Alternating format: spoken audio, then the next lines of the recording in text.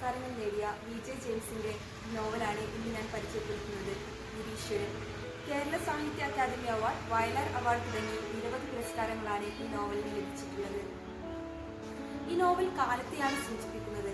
വിദൂരമായ ഭാവി കാലത്തെയോ കഴിഞ്ഞുപോയ ഭൂതകാലത്തെയോ അല്ല, നടന്നുകൊണ്ടിരിക്കുന്ന വർത്തമാനകാലത്തെയാണ്. ഈ പുസ്തകം വായിക്കാൻ എടുത്ത സമയത്ത് ഇതിൻ്റെ പേരാണ് എന്നെ കൂടുതൽ അട്രാക്ട് ചെയ്തത്, നിരീശ്വരൻ. ഞാൻ വിചാരിച്ചത് ഇത് ഈശ്വര സങ്കല്പത്തെ കളിയാക്കുന്നതും മതവിശ്വാസത്തെ എതിർക്കുന്നതുമായ ഒരു നോവലായിരിക്കുമെന്നാണ്. പക്ഷേ ലോകത്തിലുള്ള മുഴുവൻ ഈശ്വരന്മാർക്കും ബദലായി പുതിയൊരു ഈശ്വരനെ സൃഷ്ടിക്കുകയാണ് നിരീശ്വരൻ. ഒരു നോവലിനപ്പുറത്തേക്ക് ജീവിതത്തിന്റെ ഉൾക്കാഴ്ചകളിലേക്കാണ് നിരീശ്വരൻ എന്നെ കൊണ്ടുപോയത്.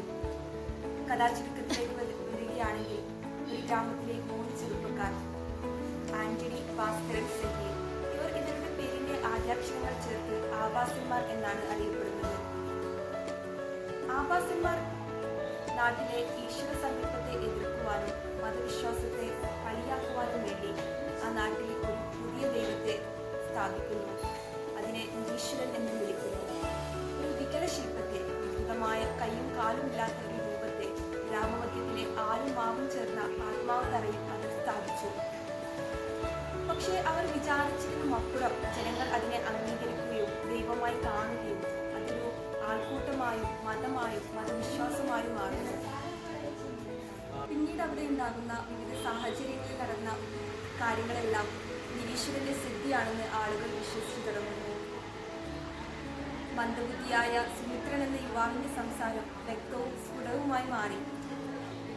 തൊഴിൽ പ്രായം കഴിഞ്ഞ് ജോലി പ്രതീക്ഷയില്ലാതെ നിൽക്കുന്ന പരമേശ്വരന് ജോലി ലഭിച്ചു.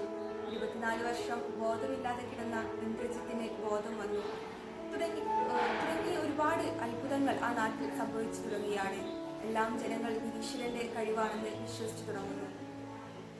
ഇതിൽ ഒരുപാട് കഥാപാത്രങ്ങളുണ്ട്. ആഭാസ സംഘത്തിനപ്പുറം ശാസ്ത്രജ്ഞനായ റോബർട്ടോ, വേശ്യയായ ജാനകി, ഇന്ദ്രജിത്ത്, മേഘ, അമ്മയും 4 പെൺമക്കളും, അർണോസ്, ഈശ്വരൻ എൻകാന്തി തുടങ്ങിയ ഒരുപാട് കഥാപാത്രങ്ങൾ ഈ നോവലിനകത്തുണ്ട്.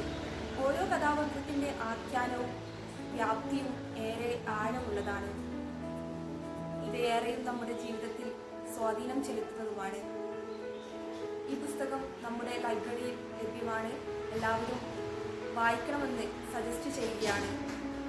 DC പബ്ലിക്കേഷൻ, വില 350 രൂപയാണ്. എല്ലാവർക്കും നല്ലൊരു വായനാനുഭവം ആശംസിച്ചുകൊണ്ട്